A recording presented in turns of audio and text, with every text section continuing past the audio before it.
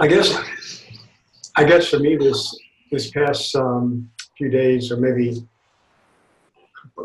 week or two, what's really been most feeling to be most meaningful is simply devotion to the masters. Their images or their forms. Sometimes I see them, uh, in my imagination. I also have photos too of different masters and so forth. And it's just a real deep sense of a feeling of devotion to them. That's where I get most of the juice, I think. Sometimes I get sort of like, you know, maybe insights into one thing or another, about the teaching and so forth. But what I find what is most significant and meaningful is just simply that, just the devotion. And when I look at the masters, the images, I know they're all different faces of that one, you know, formless consciousness, basically. And I mean, that's what I am, and that's what we all are. Just being very happy about that, you might say. Just really pleased by that. Just that sense of devotion, sort of a sense of gratitude, without too much thinking about much further than that, I guess. So it's kind of like we're hanging out these past few days. Mm. Yeah, devotion is very, very, the selfless self devotion that you can just like use this body to sit in this moment and just be overwhelmed with Master's presence. That is your own selfless self. Mm-hmm. And it just, anytime, walk outside, just use this body as a way to worship yourself in duality and just sense this presence that just is just overwhelming. This is Master.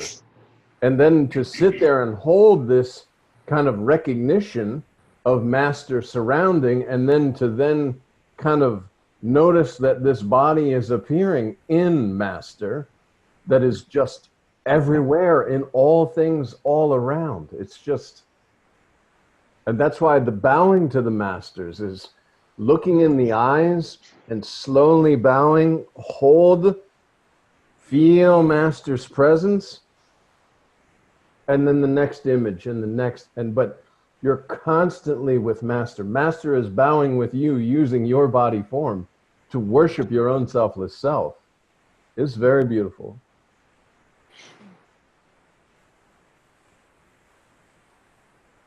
And also, I heard that Nisargadatta once say that, or read it actually, that the master is in the mantra.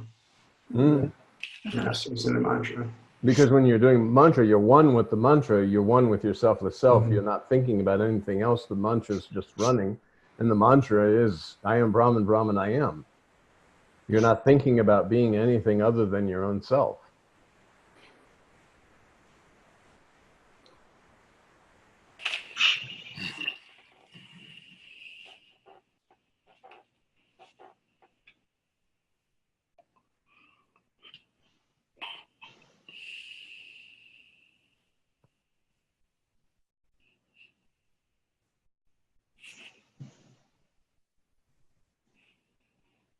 Especially now that it's gotten nice outside, you can walk down the street and you don't even know you have a body until the wind hits you, and then there's a sensation of the wind hitting you, and then there's kind of a consciousness of, oh, there's a body, and you're just surrounded by your selfless self. Except your selfless self, there's no God, no Brahman, no Atman, no Paramatman, no Master. Nothing is there other than your own selfless self. All these things that are appearing in your spontaneous presence, enjoy them. Enjoy the bliss of the selfless self, enjoying these, whatever, just walking down. Today it happened, walking in the wind, because you're just formlessly aware, but then you start to feel this wind, and this wind is hitting against something, but there's no cognitive processing of what it's hitting against. You just feel the sensation of this wind is like It's hitting something, but you don't have any pressure of body. It's very nice.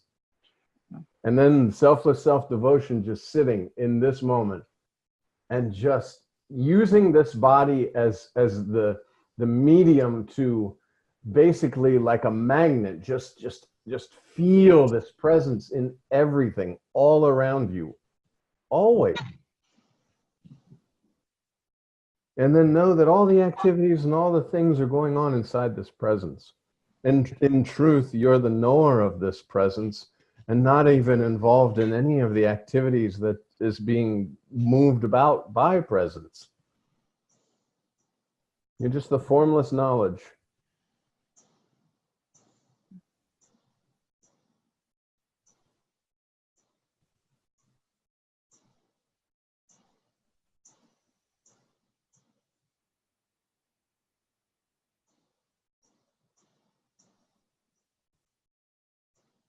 I guess that's that everything is that.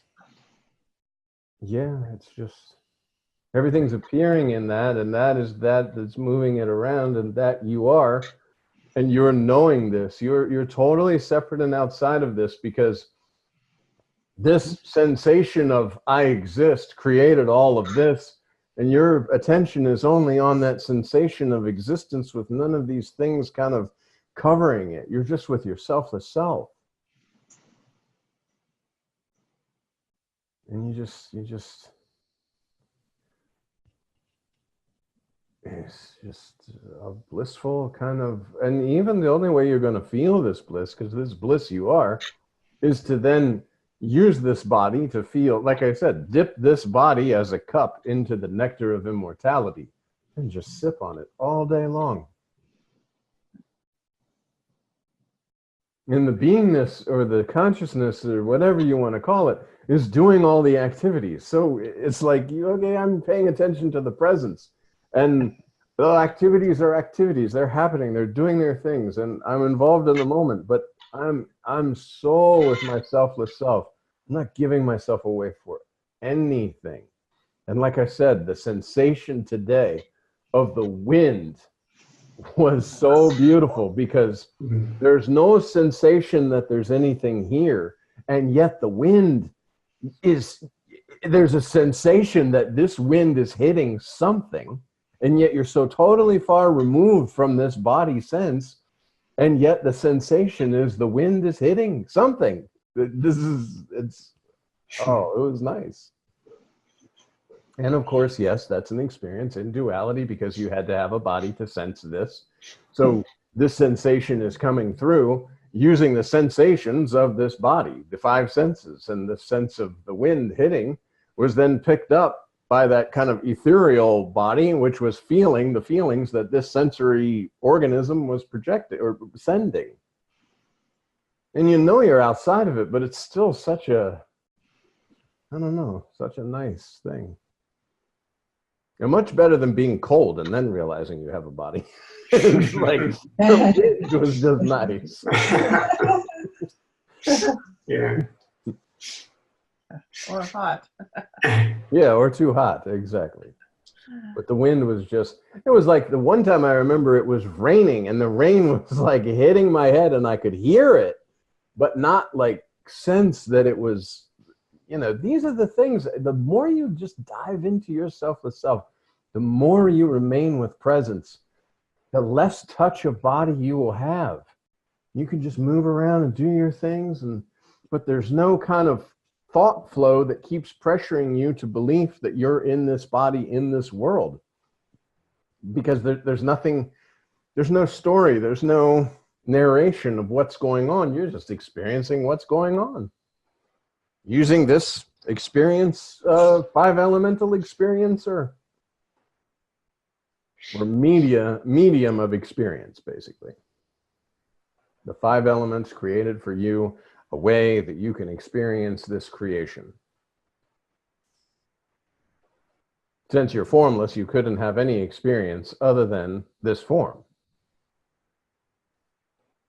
That's the only reason it's here. You don't even have to think like, oh, I have problems or my personality or any of these things. No, no, no, no, no. This was created by the five elements so that you could kind of peek inside the consciousness and enjoy yourself.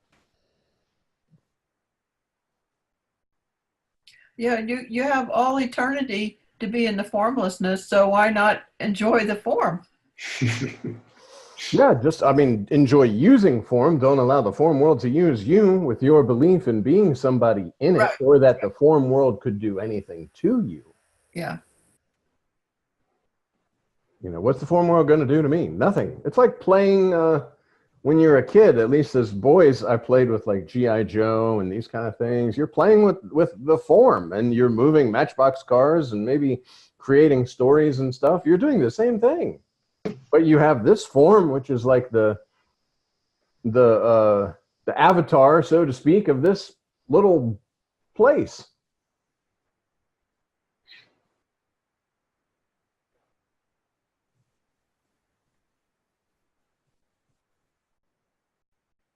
Yeah. Yeah. Well, who you think you are is actually a construct anyway. So, Well, I, see, there's no even thinking you because when you know yourself in a real sense and you remain there, how can you think about yourself formlessly? Like, what attributes will you acquire when you're formless? And when you absolutely, that conviction is there of, oh, this sense of presence is a formless presence that all of everything is appearing on. And I am the knowledge of this presence. And this presence is kind of arising as the sensation of I exist.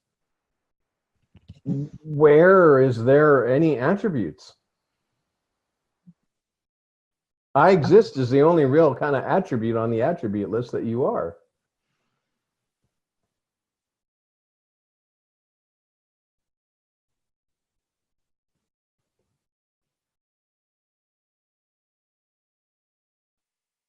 I was thinking that the Sagadatta once said that there's light, but you don't see it until there's an object to reflect it. So it's all the light is just everywhere. But and I was just thinking, like on Easter Sunday, this Easter Sunday, I had to do a wedding, and just the idea of the like I'm like a little speck, like and my real reality is the knowingness or the formless, attributeless knowingness that's reflected, like that sees that reflection, which is me as it, within it, and it knows that's what it, like that's who I really am. And Yeah. but I'm just like a little speck floating around, and like and we all are, like so, but we're all contained in this light, which really can't be seen unless there's these specks are floating around in it. Yep. Yeah. Well, and light and presence are used interchangeably. Yeah. That's a key thing too, is like Nisargadatta Maharaj says light, but not light like seeing. You are light. Yeah. Yeah. Mhm. The presence and the objects floating around in presence is the material world. The objects, the dust and stuff floating around in the light is the material world. Mhm.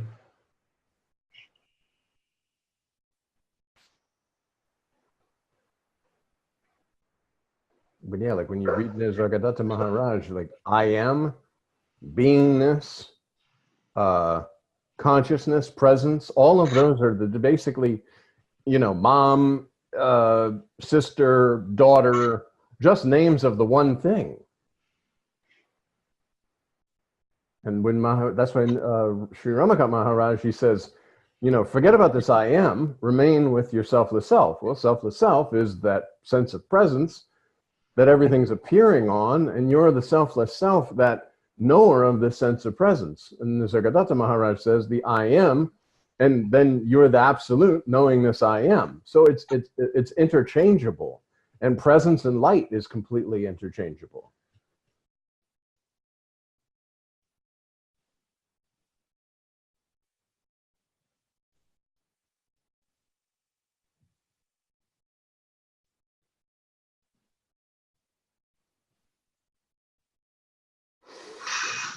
Because like the Sri Ramakant Maharaj has said, accept your selfless self. There's no God, there's no Brahman, there's no Paramatman, there's no master, nothing is there. And that's what Ramana Maharshi says, Siddharmeshwar Maharaj says, Nisargadatta Maharaj says, Ranjit Maharaj says, Sri Ramakant Maharaj says, Sri Baba, whatever the other guy, all these are saying all in different ways, like presence, light, beingness, I am, consciousness, presence, spontaneous presence, existence. They're all saying the same thing: accept your selfless self. There's no God, no Brahman, no Paramatman, no master. Nothing is there.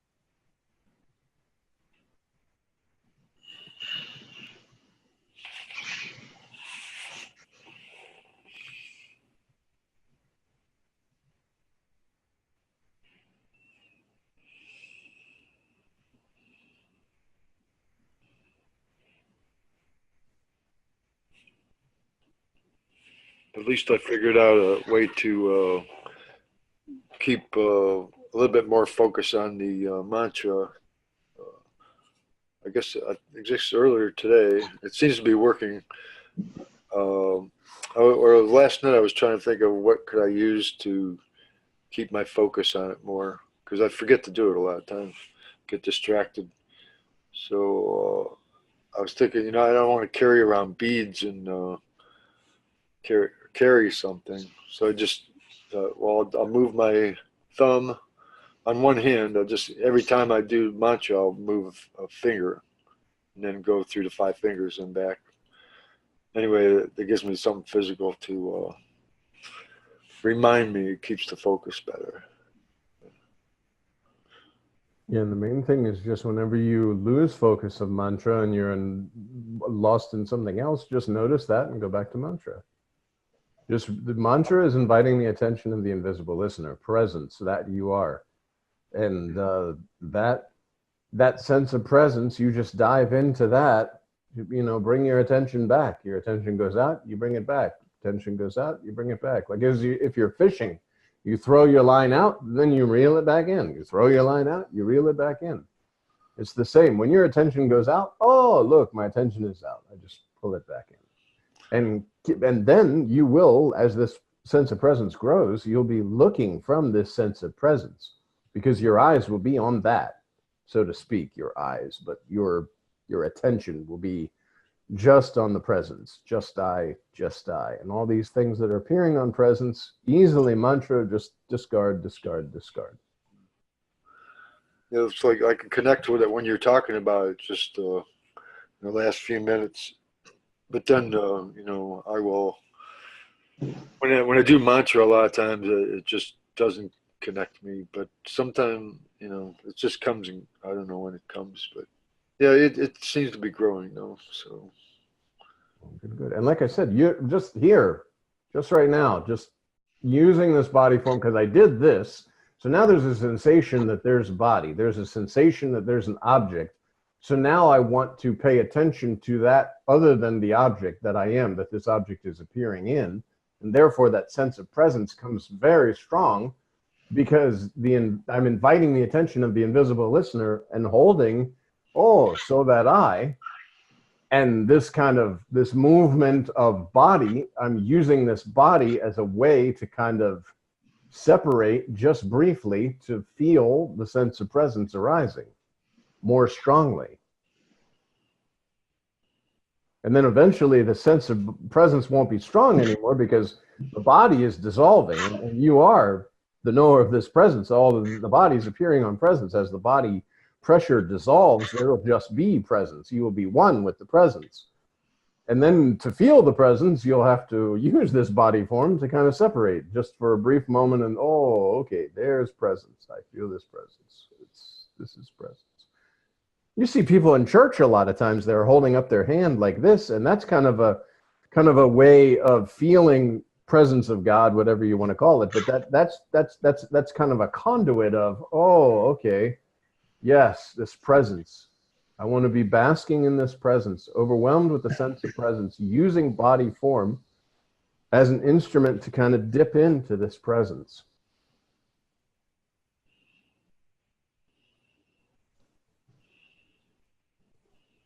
As Nisargadatta Maharaj says, remain with the I am. Always I am. He said about Siddharameshwara Maharaj told him, listen, you're not what you think you are. Remain with this I am all the time. And he said, he did. Even while he was working, he remained with that I am. He just kept going to I am, I am. All he had on his mind all the time was I am. He didn't think about or do anything else, just remained with that I am. That I am is that sense of presence, and you're kind of marinating in it and discarding all these things that are appearing on it or through it.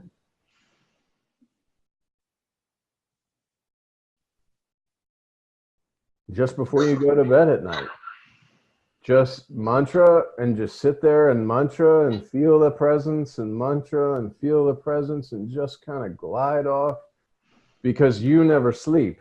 The you that you are is going to use this body form and continue, and the ethereal body, or whatever you want to call it, the subtle body and the great causal body, this mantra, this feeling of presence will continue to radiate, because you're continuous and all these states are appearing. So allow these different various states to appear with the sensation of the presence in the background, knowing that you are that.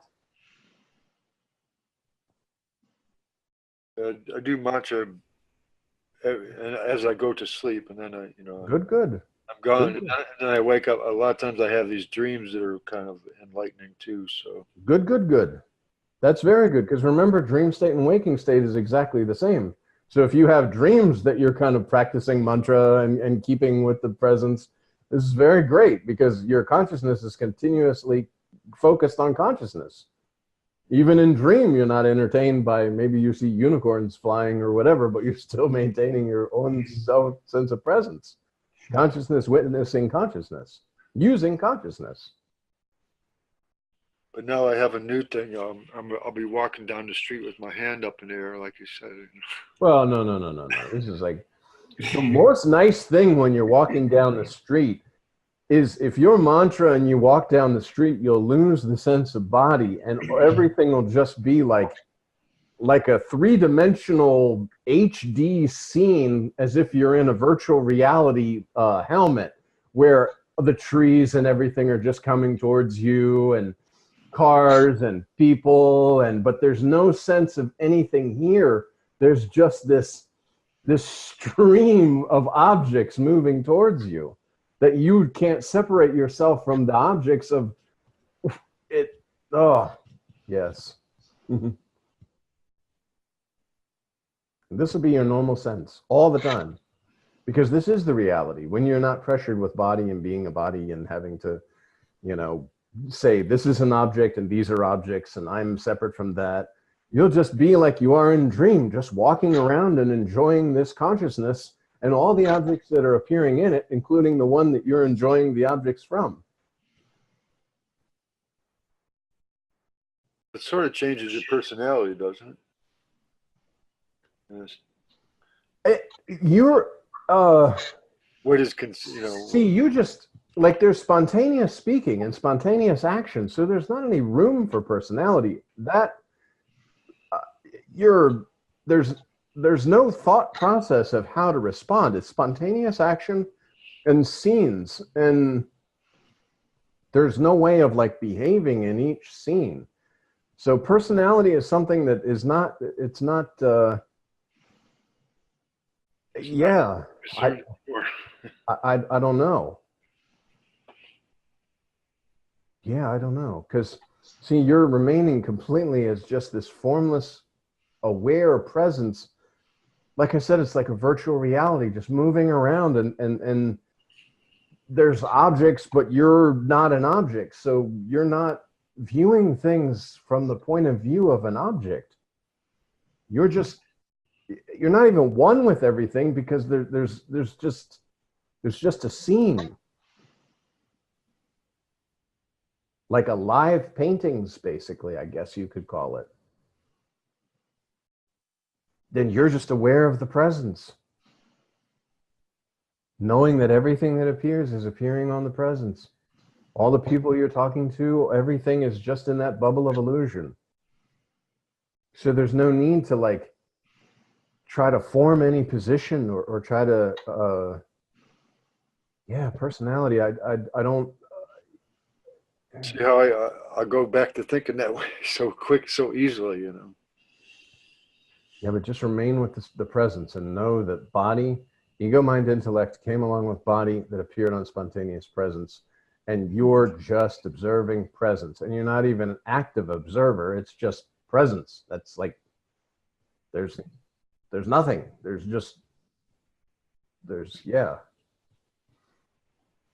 Your thoughts will cease, because the thought stream is only of interest to you because of the belief that you're a body and a mind and all this kind of stuff, and that these things are necessary. But when you know yourself in a real sense and you're living as that existence spontaneously, there's not enough of anything to kind of plant a flag and say, this is my position and this is where I'm speaking from, and this is what I'm doing, because you're no longer like confined to the concept of being just this limited body. You're using body for speaking purposes because it's the instrument. And you can use this body as, like I said, dip into the nectar of immortality. If for some reason thoughts do somehow come to mind, knowing that these thoughts are just kind of floating through you, and suddenly you believe a thought, then okay, then use this body to remain with the sense of presence and know that you're that formless knower of this sense of presence. This sense of presence is kind of emanating from you. And even that is false, because the I exist is just a concept. It's the first concept that created all the other concepts through belief and through this form world of identification. But you never move. Because you're everywhere. You're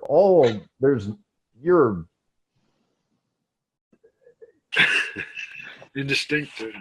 Yeah, you're completely the absence of all attributes without knowing that there were attributes where there could be an absence of. There's no, you don't have a sensation that there were attributes that now there are not. It's the absence of attributes without having known the attribute.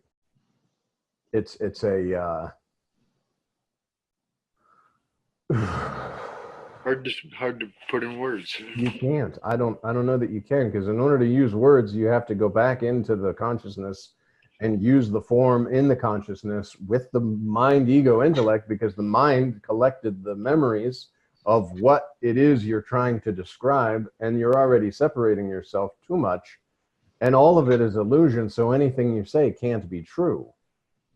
Just remaining with the sense of presence and kind of receding into that, and know that you're this knower, this formless sense of presence everywhere in all things. Every person you talk to is that presence that you are.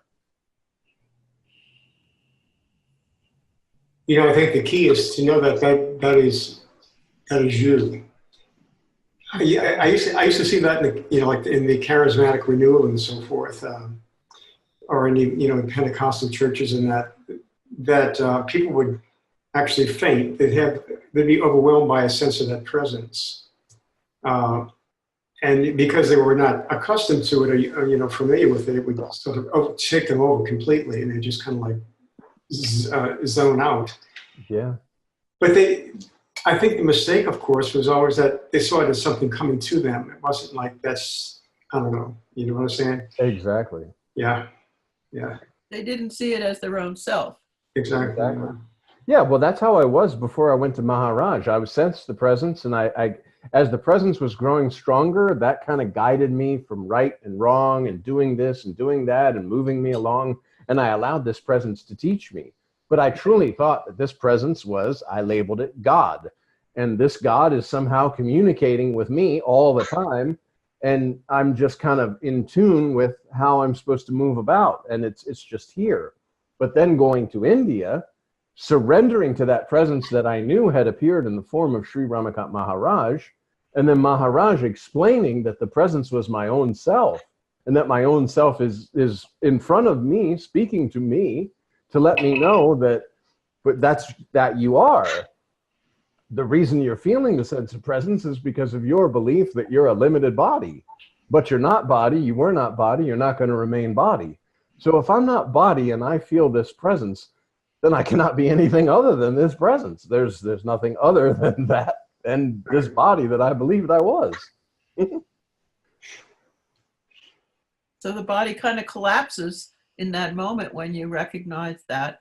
Dissolves. Well, a hand on the head, looking at Sri Nisargadatta Maharaj, and Maharaj whispering in my ear, mantra. And then he walked around, and as he was walking around, I just remained with, and it was like Star Trek when they beam you up and all the particles and everything, and you disappear. But there was no reappearance on the other side somewhere. It was just disappear, just dissolution, just gone. Mm-hmm. And then completely allowing mantra to run the show.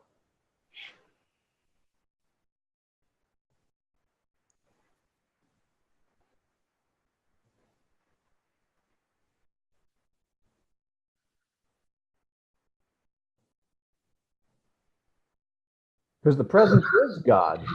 That presence, like Maharaj says, has been labeled God, Brahman, Atman, Paramatman, Master. That you are. Except your selfless self, there is no God, no Brahman, no Paramatman, and no Master. And you are not body, you were not body, you're not going to remain the body. Body's not your identity. So if you're not body, and you can sense this sense of presence, then presence is what you are. And the body, you are not. I like what you just said, like, let mantra run the show. You dip back into the mantra and just let the show Exactly. go on the way it's going to go on. Exactly. Yeah. Well, I told you about the experiences of like the freezing cold water, no water, scalding hot water to take showers. And the cool thing was, mantra, open the door to the bathroom, go in. Oh, it's hot. But before the mind can start to say, oh my God, it's scalding hot, just mantra.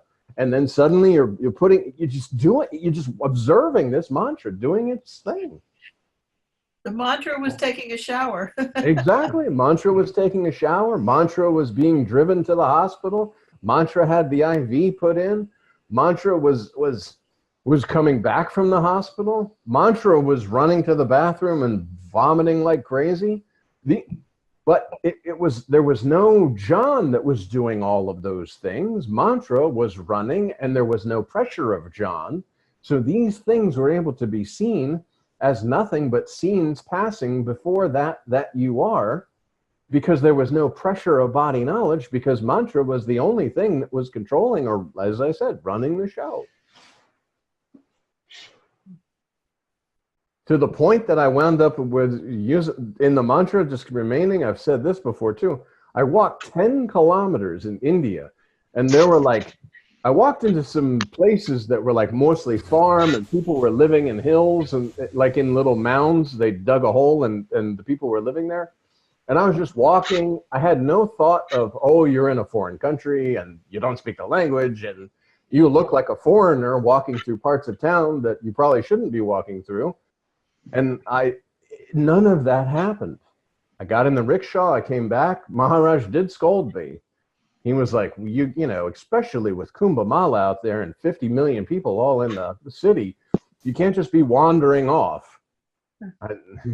It's like, but mantra was just, I was focused on mantra and my feet started moving and scenes started appearing while the feet, that's why I said it's a lot like the virtual reality. You know, my son, you put these helmets on, you look around and you see like different things. But there's no sense, even though you're in this imaginary world and you're seeing all these things, it's just a helmet. And it's very similar. Mantra is allowing you to see all these scenes, but there's no pressure of, I am somebody. Or because I am a body, there are other bodies out there. This body could have harm done to it. Or like when the cows are walking, or you're worried about your feet getting dirty. There's none of that. It's just concentration on mantra, concentration on presence, and just enjoy your selfless self.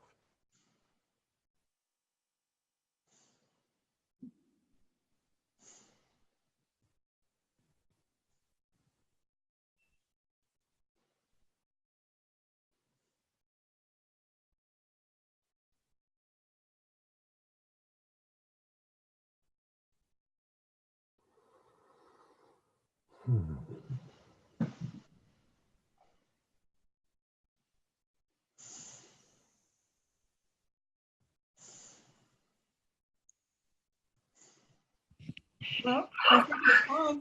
I just saw that, yes. I was like, oh, look at that. All right. Good, good. Okay.